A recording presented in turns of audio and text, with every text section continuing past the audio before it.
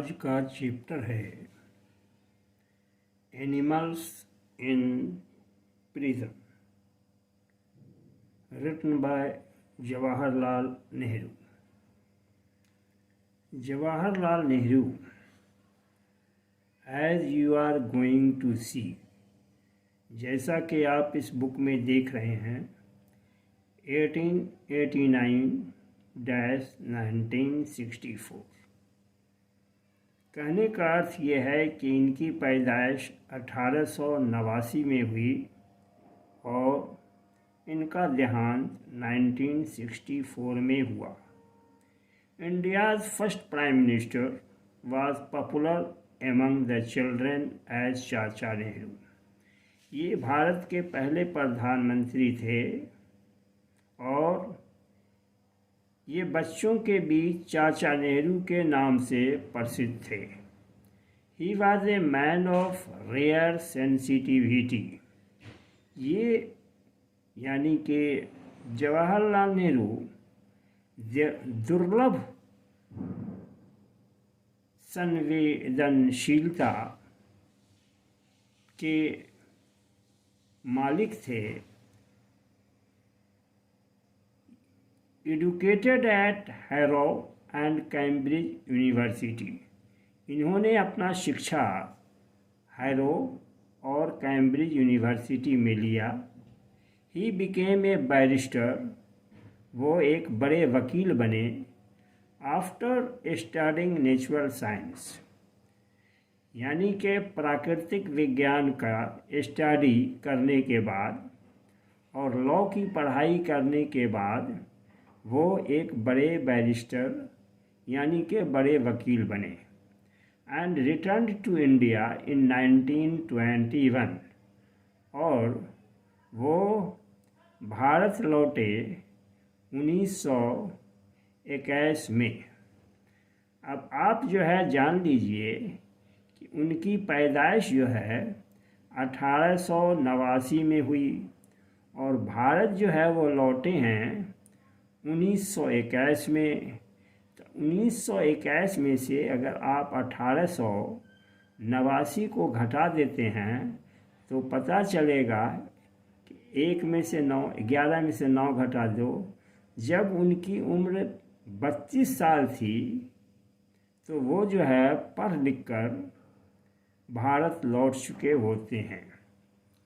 Deeply influenced by Mahatma Gandhi, और वो जो है महात्मा गांधी से बहुत ज़्यादा प्रभावित थे। ही ज्वाइंड इंडियन पॉलिटिक्स, उन्होंने भारत के पॉलिटिक्स को ज्वाइन किया। And soon emerged as a leader of the country's youth, और बहुत जल्दी जो है भारत में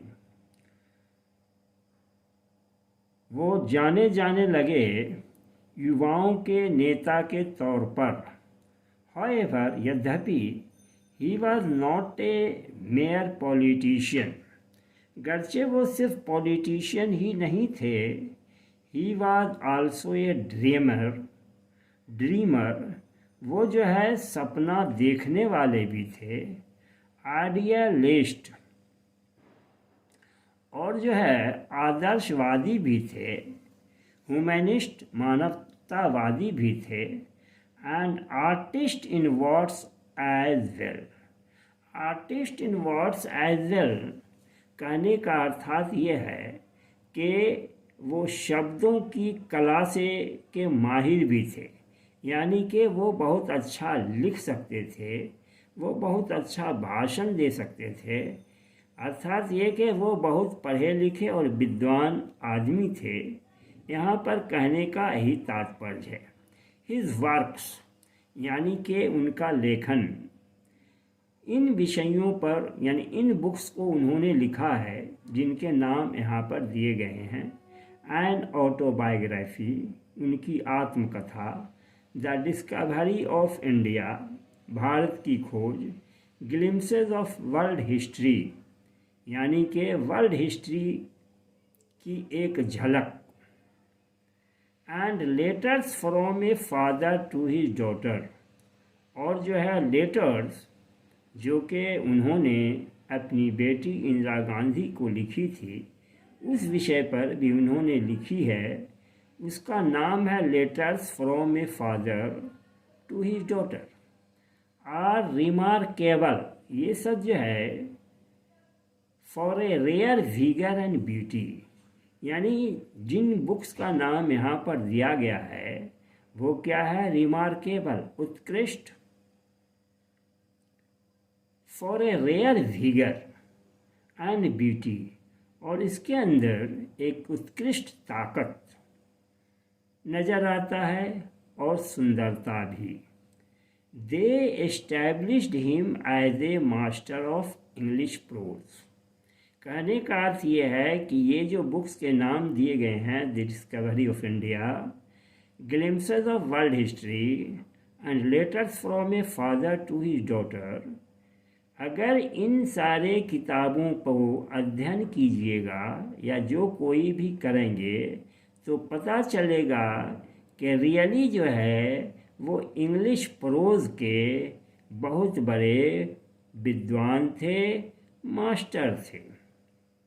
While in prison before independence, जब वो जेल में थे आज़ादी से पहले, he read books, उन्होंने किताबें लिखी, observed nature, जो कि उन्होंने प्रकृति से ग्रहण किया, dreamed at times, और वो सब उसी समय उसी दौरान सपना भी देखे, and wrote in his powerful and poetic style, यानी कि जो उन्होंने महसूस किया उनको बहुत शक्तिशाली शब्दों में और पोएटिक स्टाइल में, काव्य स्टाइल में लिखा।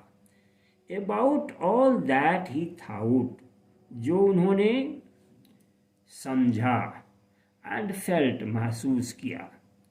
His elegant poetical prose is best.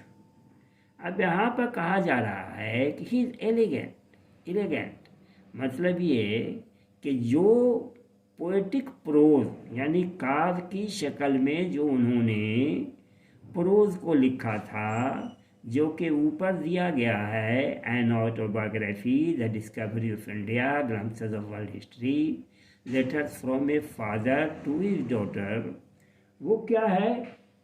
Elegant poetical pros है। वो है एलिगेंट पोएटिकल प्रोज है, ठीक है। सुरुचिकर काव्य पद है, is best captured in his autography, और ये सारी चीज़ें उनकी ऑटोबायोग्राफी, आत्मकथा में दिया है। The following extract taken from an autobiography, यानी कि अभी जो हम पढ़ रहे हैं एनिमल्स इन प्रिजन, ये उनकी बुक एंड ऑटोबायोग्राफी जो है उससे लिया गया है। Reveals nature's love for Nehru, और ये बताता है कि जवाहरलाल नेहरू जी को नेचर से यानी प्रकृति से कितना प्रेम था। It is a remarkable how he derives pleasure from watching different animals and gives respect even to the tiniest animals. अब यहाँ पर बताया जाता है कि ये ऑटोबायोग्राफी तो सबसे पहले हमको ये बताता है कि जवाहरलाल नेहरू को प्रकृति से कितना प्रेम था, साथ ही साथ यह एक रिमार्केबल यानी उत्कृष्ट है।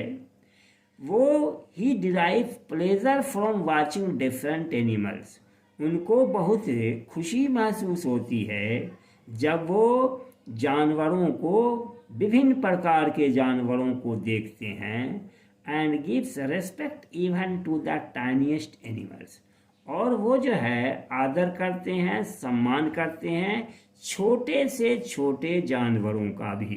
कहने का अर्थ मतलब ये है छोटे कीट पतंगों से भी को भी वो रिस्पेक्ट देते हैं, आदर देते हैं।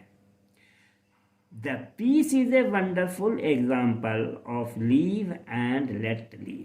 द पीस यहाँ पर कहने का मतलब है ये जो मैं पढ़ रहा हूँ द एनिमल्स इन प्रिजन, वो एक टुकड़ा है जो कि आपको एन ऑटोबायोग्राफी जो जवाहरलाल नेहरू ने लिखा उससे लिया गया है।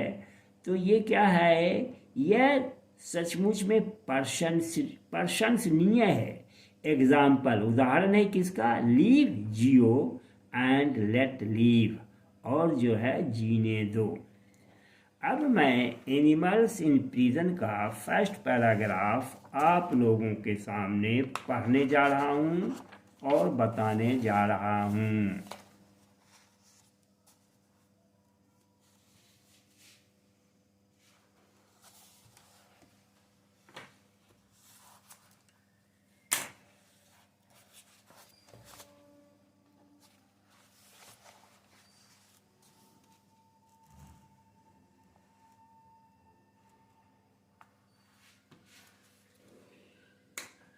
Animals in prison.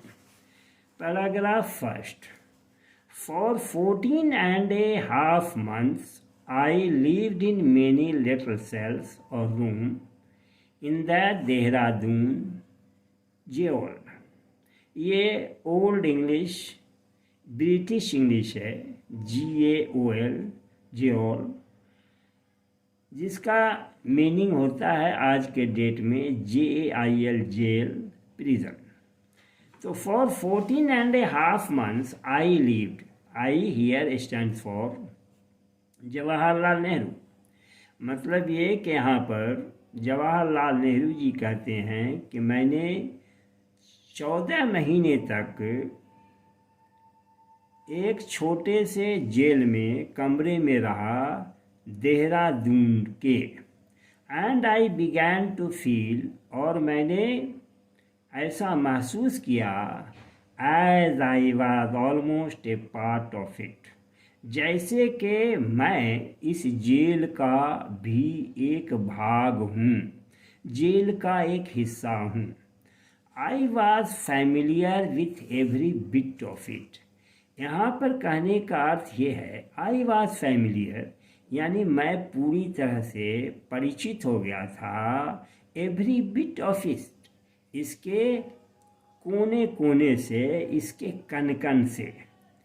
I knew every mark and dent on the white washed wall.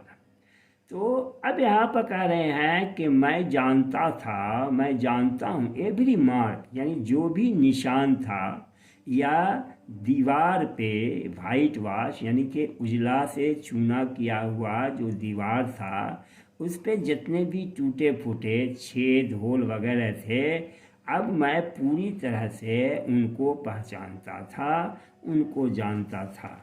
And on the uneven floor, और फ्लोर यानी कि जिस पर हम चलते हैं, अनइवन का मतलब हुआ ऊबड़ खाबड़, जो समतल सतह है उस पर उसको भी जानता था, यानी उसमें जो भी कमी बेशी थी, जो भी कुरूटी थी, सबसे मैं पूरी तरह से परिचित हो गया था। And the ceiling with its moth eaten laughter. यहाँ पर कह रहे हैं गांधी नेहरू जी कि सीलिंग कहते हैं छत के भाग को, छत के निचले भाग को, जिसको जो है हम नीचे से बैठ के देखते हैं, जिसमें पंखा लगा होता है, हम कहते हैं सीलिंग फैन, इसी अर्थ में। तो ceiling with its moth eaten rafters, तो मॉथ जो है वो कीड़ा मकोड़ा है और रैफ्टर्स जो है वो लकड़ी का बल्ला है। तो मतलब ये कि पुराना मकान है जेल का, तो उसके बारे में कह रहे हैं कि उसके रैफ्टर्स यानी लकड़ी के बल्ले जो हैं वो कीड़े मकोड़े उसे खा चुके हैं। इन द लिटिल यार्ड यानी उस छोटी सी जगह में, आउटसाइड यानी बाहर, आई ग्रीटेड लिटिल टुफ्ट्स ऑफ ग्रास यानी मैंने देखा क्या, लिटिल टुफ्ट्स ऑफ ग्रास यानी छोटे छोटे घास के गुच्छों को। And odd bits of stone age old friends. यहाँ पर ऑड बिट्स का मतलब ये है कि अलग तरह का, अजीब तरह का जो वहाँ पत्थर के टुकड़े थे, उसको हमने समझो कि दोस्त माना।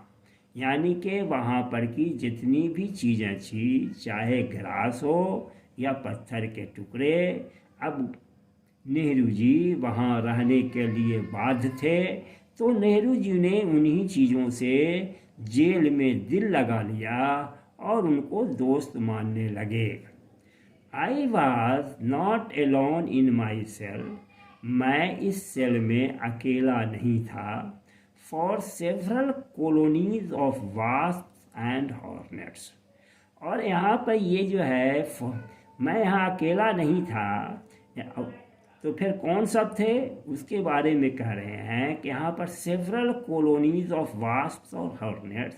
तो वास्प जो है, जो इधर कहते हैं एक प्रकार का मक्खी यानी कि कीट पतंग, जिसका के इमेज मैं आपको वीडियो में दे रहा हूँ, दे दूँगा। तो ये सब जो है वहाँ थे, लिव देयर, ठीक है। यानी कि उस जेल की कोठरी में, उसके प्रांगण में यही सारी चीज़ें थी। नेहरू जी अकेले थे और ये कीट पतंग एंड मेनी लिजर्ड्स, और बहुत सारी छिपकलियाँ भी थी। Found a home behind the rafters, और इन लोगों ने उस बल्ली, राफ्टर्स यानी बल्ली, छत की बल्ली के पीछे में अपना घर बना लिया था। Emerging in the evening in search of pre, और शाम में उस बल्ली से बाहर निकलते थे काहे के लिए? शिकार के खोज में, यानी अपनी भोजन की तलाश में। जो कि आप देखते हैं प्राय अपने घरों में कि छिपकलियाँ जो हैं दीवार पे जितने कीट पतंग होते हैं उसको खाने के लिए निकलती हैं। इन्हीं बातों को नेहरू जी ने इन शब्दों में लिखा है। अब फर्स्ट पैराग्राफ का जो लास्ट लाइन है उसमें नेहरू जी कहते हैं, if thoughts and emotions leave their traces behind in the physical surroundings.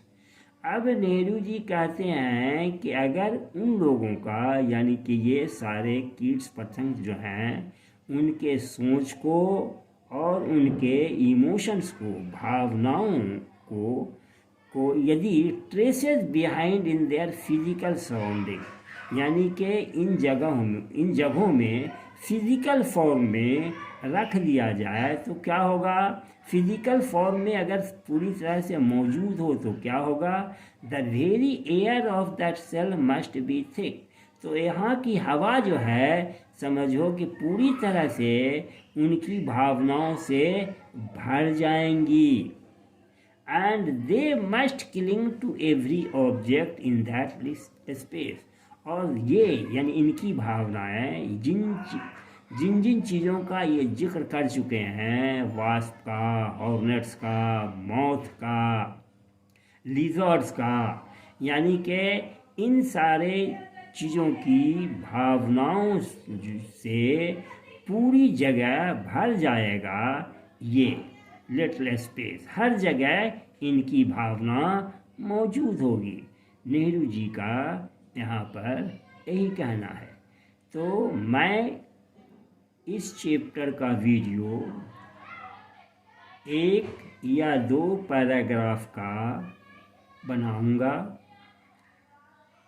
ताकि ज़्यादा लेंदी ना हो, आपका इंटरेस्ट बना रहे। अगर पसंद आए तो लाइक, शेयर, सब्सक्राइब ज़रूर करें। Thanks with these words.